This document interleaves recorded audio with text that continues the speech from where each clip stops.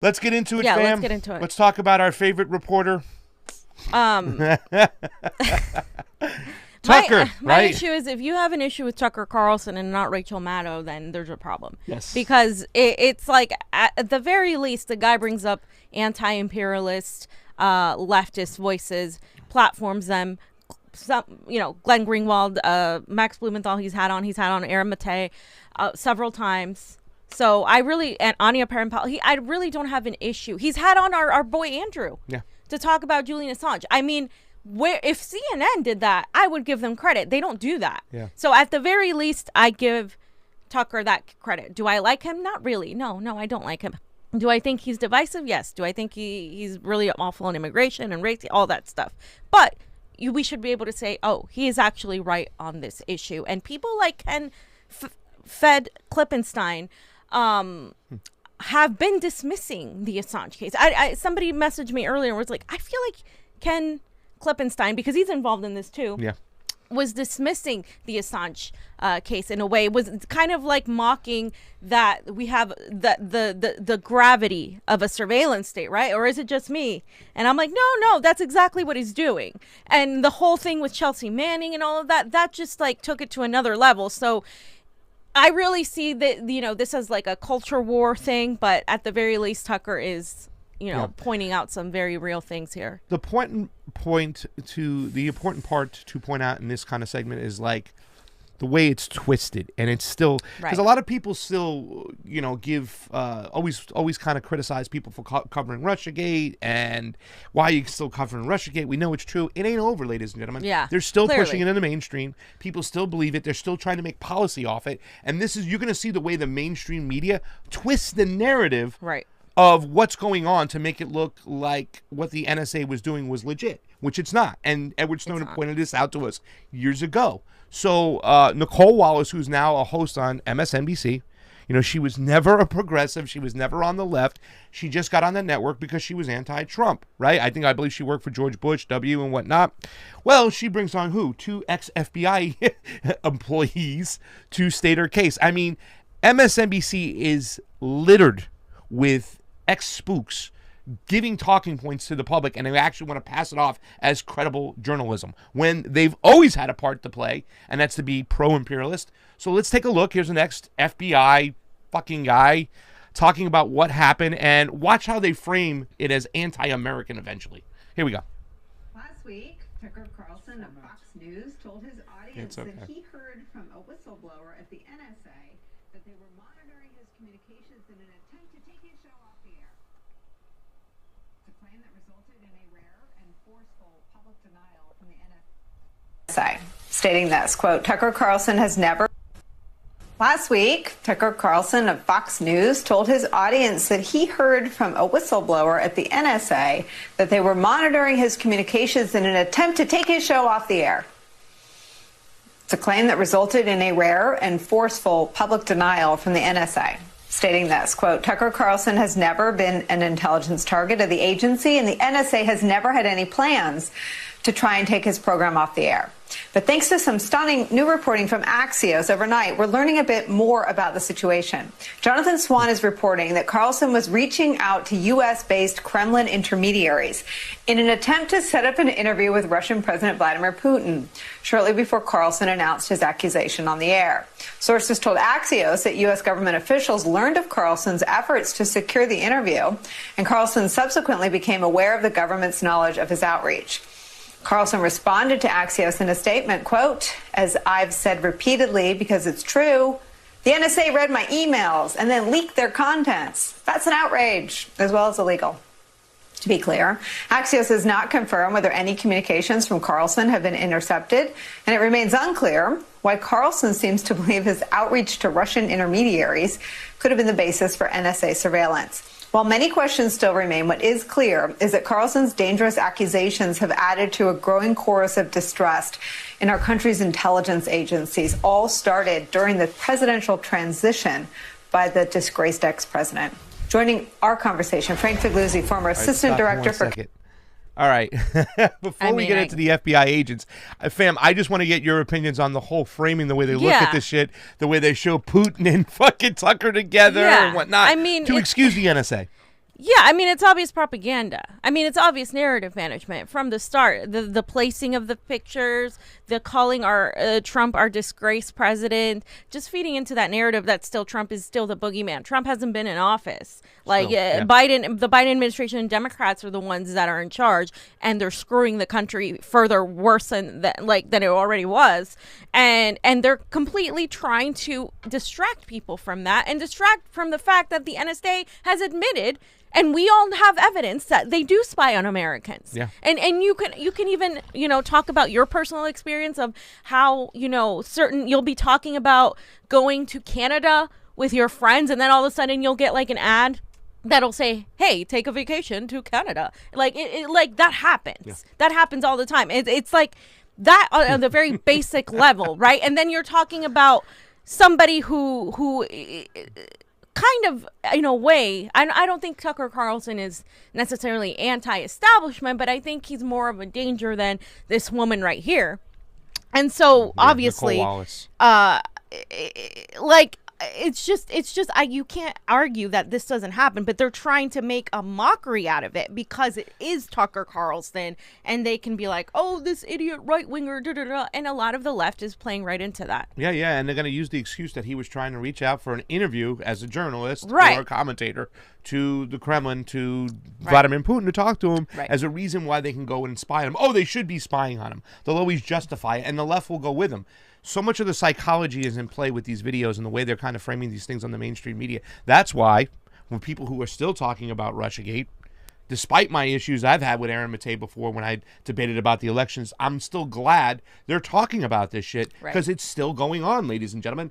And us in the bubble are different than the people in the mainstream media. Yep. And the mass amount of people who are going to hear this shit and then justify the NSA, what they're doing, it needs to be pushed back against. Right. Like it's a bad thing that we don't trust our intelligence agencies is how they're framing it. Exactly. Fam, you should trust the FBI. Let's listen to the spooks talk about, and watch how they frame this shit too as well. This is classic old school FBI, CIA. You're being un-American, anti-American if you push back against the red, white, and blue going after bad Vladimir Putin. Go ahead. Counterintelligence at the FBI, now the host of the Bureau podcast, and an MSNBC national security analyst, and Andrew Weissman, former FBI general counsel, a former senior member of the Mueller investigation, now an NYU law professor, and lucky for us, MSNBC legal analyst. Frank Figliuzzi, talk about who the NSA listens to, and say if I wanted to interview, I don't know, if I had wanted to interview Ahmadinejad or Vladimir Putin myself, what would that sort of expose me to in terms of anyone potentially hearing those efforts? Yeah, the NSA is perhaps the most secretive agency in our government. They have a mission that is squarely targeted against foreign threats, and their job is to capture communication from individuals designated as of interest in terms of national security. It's in the nation's security to collect those communications against those foreign targeted individuals, their phone numbers, and their emails. It includes terrorist organizations and known emails and phone numbers and other electronic addresses for those targets. Obviously, if someone trips into that electronic coverage because they're communicating with a foreign target, they will trip into that intercept. But here's how it works if it's even believed that that person is a U.S. person, a U.S. individual, and their information would be masked. In this case, it might say suspected U.S. person or suspected phone number, suspected American journalist, and that would be the end of it. I am not convinced at all that this whistleblower actually exists. In other words, what better way for Tucker Carlson to cover his rear end because he's called a Russian intelligence officer or intermediary for the Kremlin. He gets worried about it. He decides, I'm going to go on the offensive. I'm going to announce that the NSA is listening to me and have them try and deny it.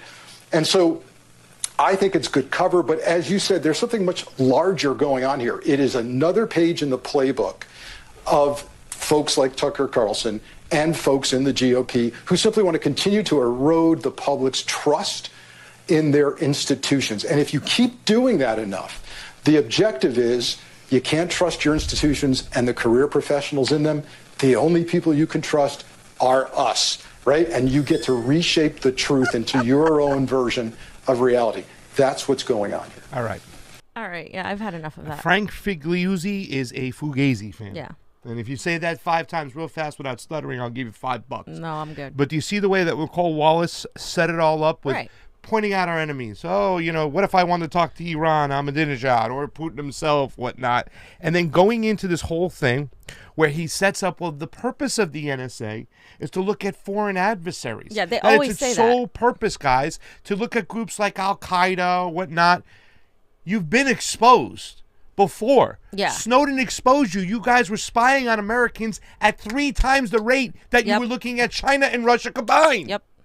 And it's undeniable at this point, but unfortunately we live in the United States of amnesia. So a lot of people don't know this or haven't paid attention or forgot, whatever it is. And so they do get away with this blatant shit, especially, again, we're talking about the mainstream, right? Luckily, Tucker Carlson has a huge audience, and I think that's why they're so targeting him. Yeah. And Tucker seems to be a little bit on certain issues, a little bit of a cowboy over at Fox News, where he's going to do things that most of those establishment-friendly neocon friggin' commentators won't talk about. He has a different mentality of it. Right. You know what I'm saying? Like I said, we can disagree with him when it comes to immigration and, the border and all that situation and everything. But, when it comes to this particular situation, whether you like Tucker Carlson or not, the NSA shouldn't be spying on its citizens. And they're going to use excuses. Oh, so you reached out to get an interview with Vladimir Putin so we can look through your emails, anybody's emailed you talking to and whatnot, and that's the technical thing, but they're still trying to lie. Right. And the fact that they're bringing on ex-FBI agents, both these guys, that guy who just talked, Frank Figliuzzi, he just got a new show on MSDNC. But, all right, now this donkey right over here, Henry Wiseman, part of the Mueller team, which anybody who is part of the Mueller team should never have their face in public ever again. You should go away forever. It was the most ridiculous fucking case. You wasted so much of the taxpayers' money. You saber-rattled with a foreign country that has just as much nuclear weapons as us, if not more. And now, not only are you teaching at NYU, you get to come on MSDNC and spew more propaganda. Listen to this shit and watch what he says at the end, the way he frames it. I was actually going to agree with Frank, my colleague from my FBI days, that if you think about what Tucker Carlson could have done here, is he could have followed the same route that the New York Times and other respected journalists did when they were incidentally overheard, and may have, in fact, been not incidentally had their call records obtained by the Department of Justice. They could have gone to the Attorney General, and Tucker Carlson could have joined them to say, what I'm concerned about here is not that there was incidental collection when I am calling a foreigner, including, of course, if you try and reach out to Vladimir Putin, you can pretty much be sure that you're going to be at high risk of being intercepted. He could have said, look, there's a First Amendment issue here, and I want to make sure that there are safeguards at the Department of Justice.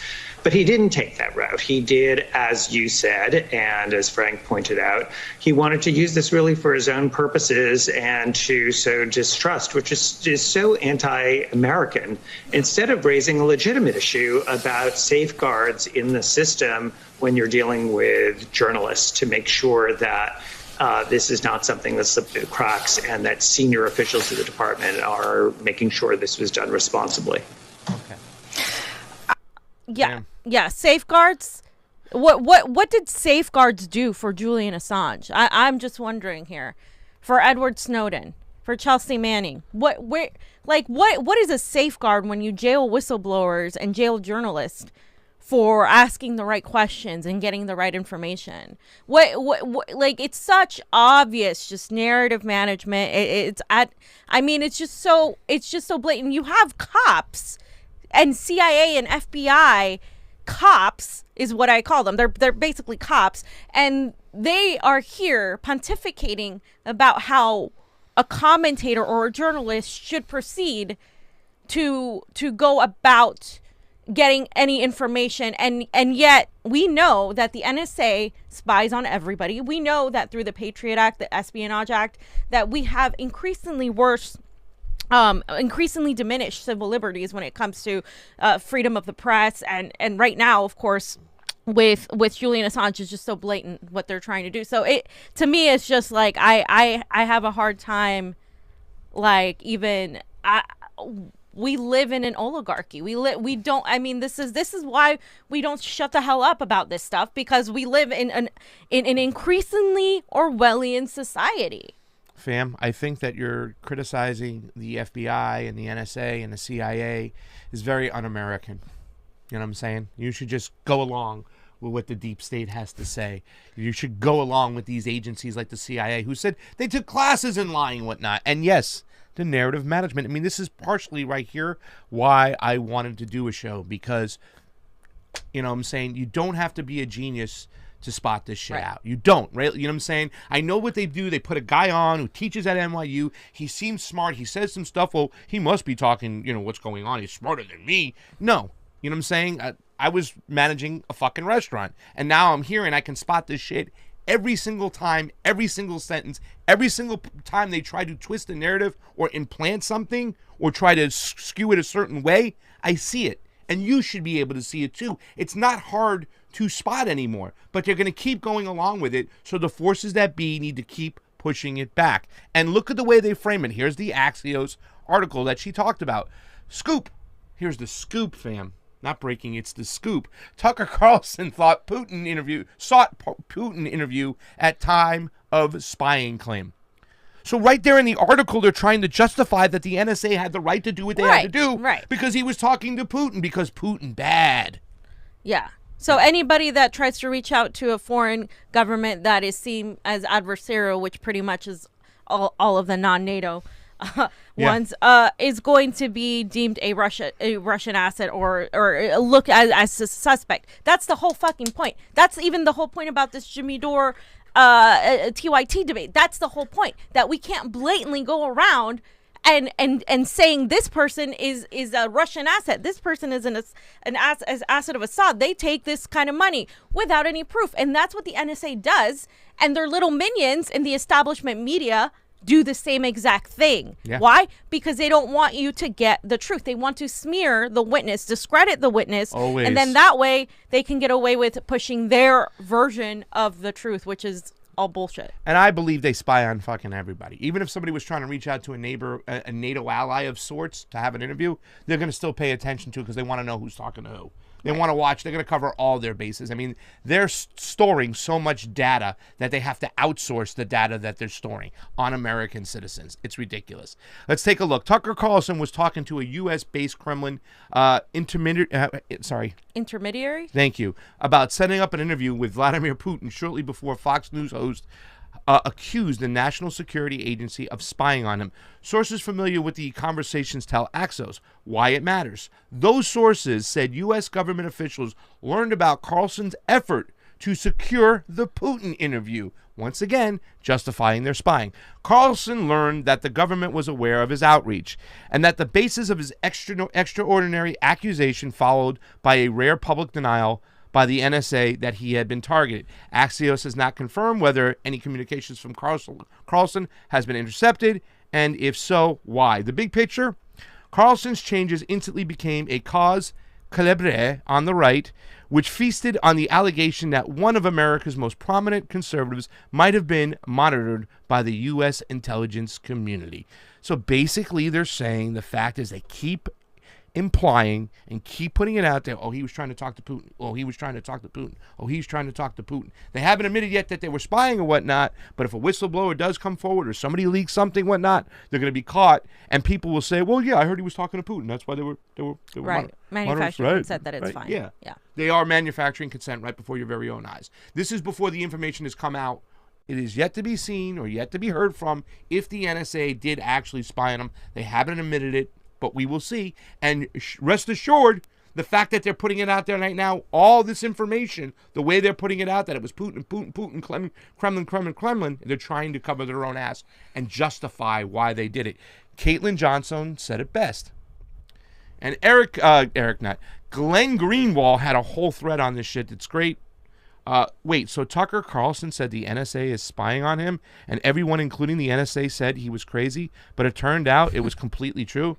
But that's fine, because Carlson was trying to set up an interview with a foreign official the U.S. doesn't like.